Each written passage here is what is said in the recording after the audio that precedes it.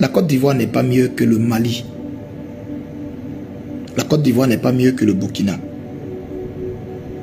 La Côte d'Ivoire n'est pas mieux que la Guinée.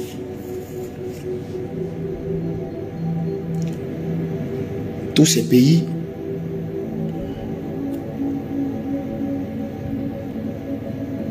Dieu les aime aussi.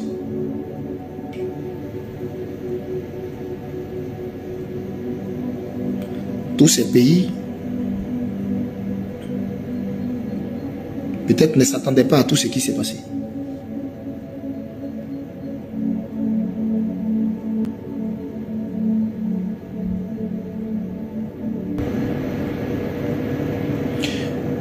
Ce qui se passe chez le voisin, ce qui se passe chez les autres, doit être un moyen de nous freiner dans notre folie. Doit être un moyen de nous freiner dans notre égarement. Toute tendance confondue dans ce pays.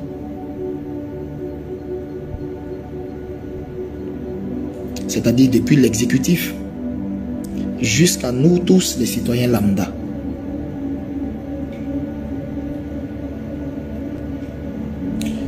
Et quand on prie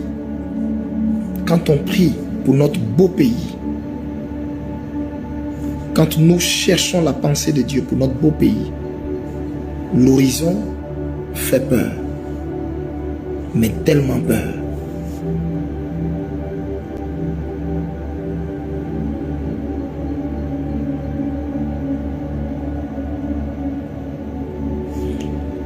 Et un enfant de Dieu,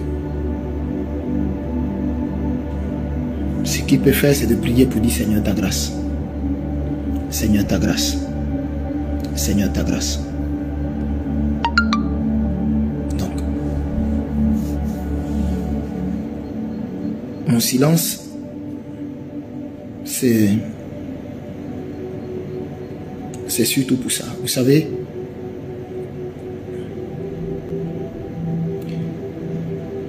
un véritable prophète, il y a une leçon que j'ai tirée dans l'histoire de Ninive.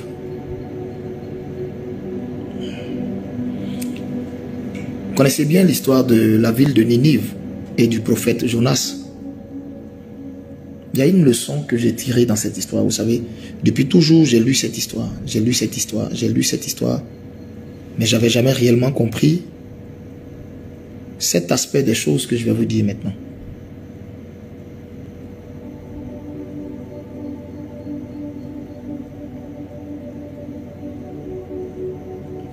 On a tendance à dire, on voit un véritable prophète par l'accomplissement de ce qu'il dit.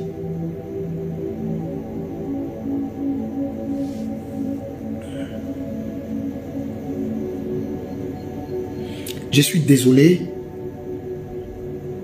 mais cette façon de dire, cette façon de penser là m'écoeure.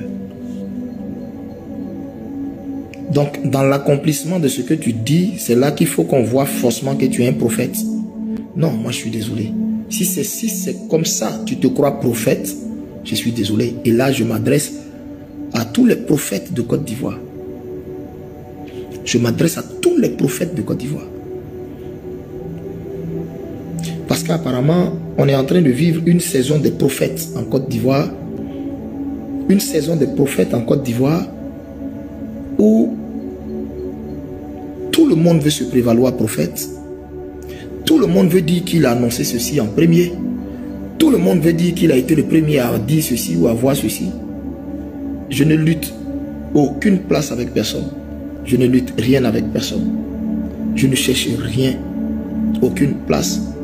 Je ne cherche aucune reconnaissance. Je ne cherche aucune attestation de mon ministère prophétique. Je ne le cherche pas du tout. Si je le cherchais, matin, midi, soir, j'allais faire des directs pour vous donner des prophéties. Parce que Dieu parle. Dieu parle tous les jours. En tout cas, tant que tu peux te disposer, Dieu parle. Tant que tu peux te disposer pour l'écouter, Dieu parle. Si vous ne le savez pas, il n'y a pas meilleur communicateur que le Seigneur. Tant que tu peux te disposer, tant tant que tu peux disposer ton esprit, être loin des bruits, être dans sa présence, Dieu ne fera que te parler, même si le voisin d'à côté, même si la cousine de l'autre côté, même si Dieu te parlera.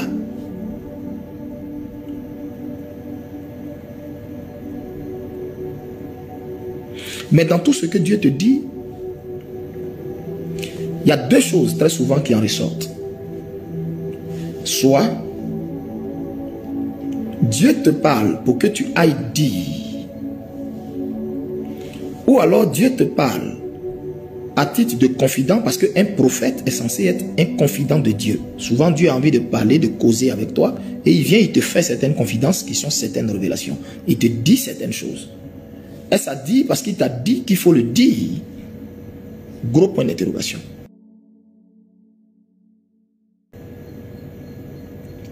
Et même quand Dieu te parle d'une situation et puis il te dit va dire, le but de Dieu n'est pas que la chose arrive.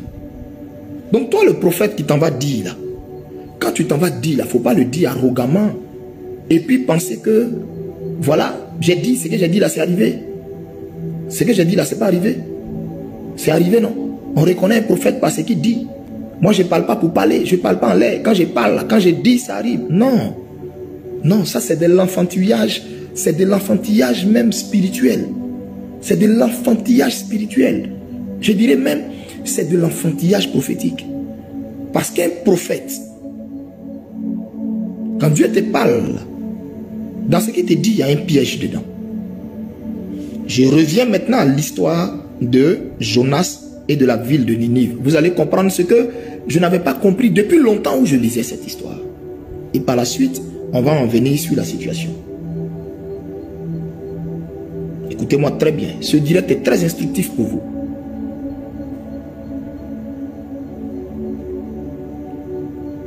Frère, c'est Dieu qui a dit à Jonas, va dire à Ninive que je vais la détruire.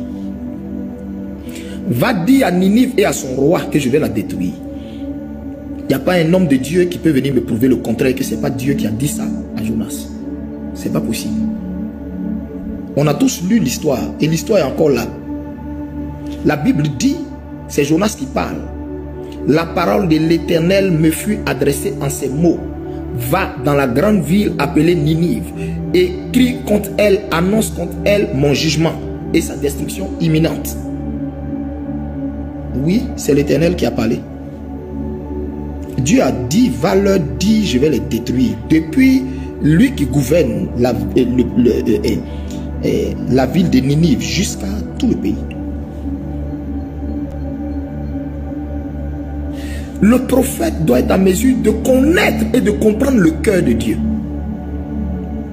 Quand Dieu a dit ça là-haut, c'est parce qu'il était fâché de leur manière de vivre, ou bien Dieu même voulait les tuer et voulait prouver que Jonas qui partait dit là est son prophète. Dieu voulait attester qu'un prophète, on le reconnaît par l'accomplissement de ce qu'il dit. Est-ce que c'était réellement ça l'objectif, le but de Dieu en parlant à Jonas? Non. Dieu n'en avait que faire d'un prophète, on le reconnaît par l'accomplissement de ce qu'il dit. Dieu n'en avait que faire de ça. Dieu n'en avait que faire de la petite gloire que Jonas allait tirer de l'accomplissement de ce qu'il a dit. Dans le fond, Dieu, son cœur avait mal parce que les gens de Ninive là aussi étaient sa créature, ses enfants. Et un père qui va regarder son enfant et parce que son enfant déconne, il interpelle, son enfant ne veut pas se ressaisir, il interpelle, il ne veut pas se ressaisir et puis il le tue. Tu penses qu'en tant que père, il est heureux? Tu vois un père qui prend une arme et puis qui tue son enfant parce qu'il a parlé à son enfant jusqu'à il ne veut pas l'écouter. Tu crois qu'il est heureux? Même moi-même, Eli Pada. Moi-même, Eli Pada. Si tout de suite je me lève sous la colère et puis par exemple je lève la main sur mon enfant, tu penses que je serai heureux malgré que je l'ai tapé? Tu penses que je vais être heureux la nuit quand je vais dormir? Tu crois que je vais être à l'aise avec?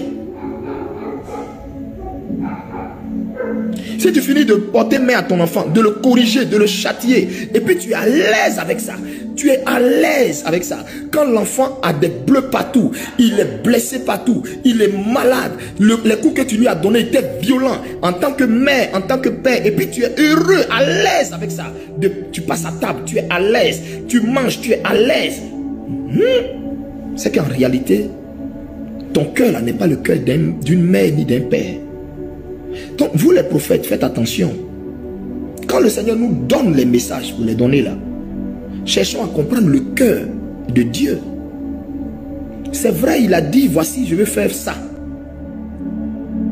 Mais à la vérité, est-ce qu'il est content de faire ce qu'il va faire là?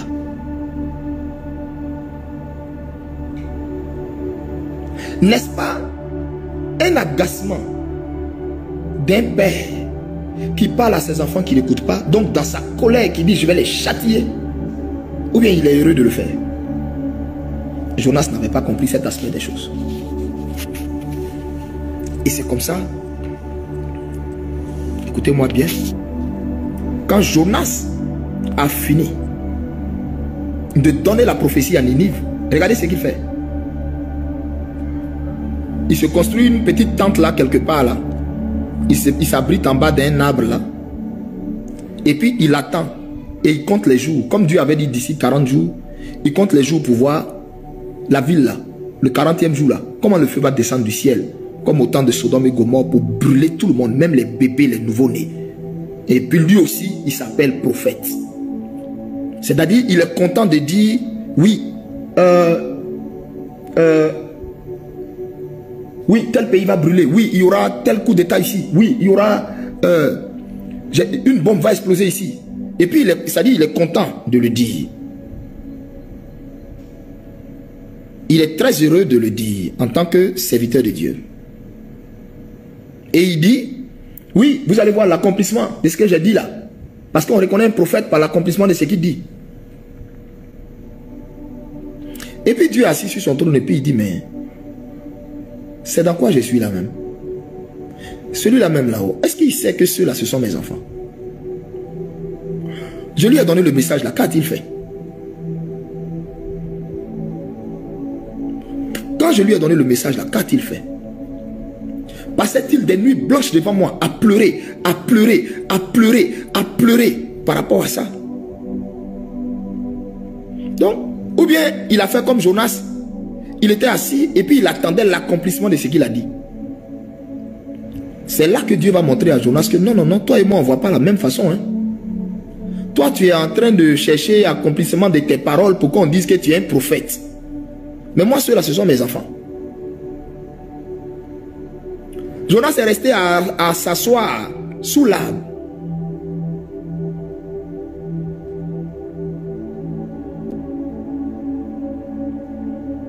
Inès Coutois dit, papa, tu as une double voix.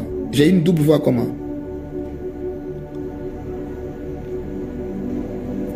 J'ai une double voix comment? Jonas s'est arrêté assis là et il dit, hey, mais 40 jours que Dieu m'a donné les passés. Et il est resté assis là. Et tout le temps où Jonas était assis là, la Bible n'a jamais dit que Jonas était en train d'intercéder. Jonas pleurait, Jonas jeûnait, Jonas demandait pardon. Mais attends, il y a des enfants de 1 an qui n'ont pas demandé à vivre. Est-ce que les enfants l'ont péché? Est-ce que les enfants l'ont péché? Est-ce que les enfants là, eux, ils ont fait quelque chose à Dieu? Ont-ils demandé à naître? Jonas n'a pas prié. Alors, bien aimé, je voudrais interpeller tous les serviteurs de Dieu que nous sommes en Côte d'Ivoire. Nous tous, serviteurs de Dieu, nous tous, prophètes, pasteurs, et là je parle surtout de tous les prophètes en Côte d'Ivoire. Je crois que nous devons rester unis dans un esprit de prière. Si nous avons réellement vu ce qui se prépare spirituellement dans notre nation, nous devons rester spirituellement en prière pour implorer Dieu pour que le maximum de personnes soient sauvées. Pour que le maximum de personnes soient sauvées. Pour que le maximum parvienne à la repentance. Pour que le maximum parvienne à la repentance. Je vous assure. Si vraiment nous avons vu spirituellement, si nous avons vu spirituellement ce qui se prépare, La logique veut que nous prions pour que le maximum soit sauvé.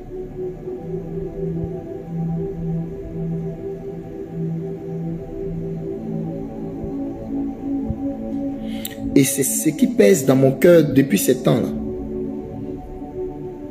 C'est la raison pour laquelle je suis constamment en train d'implorer la grâce de Dieu.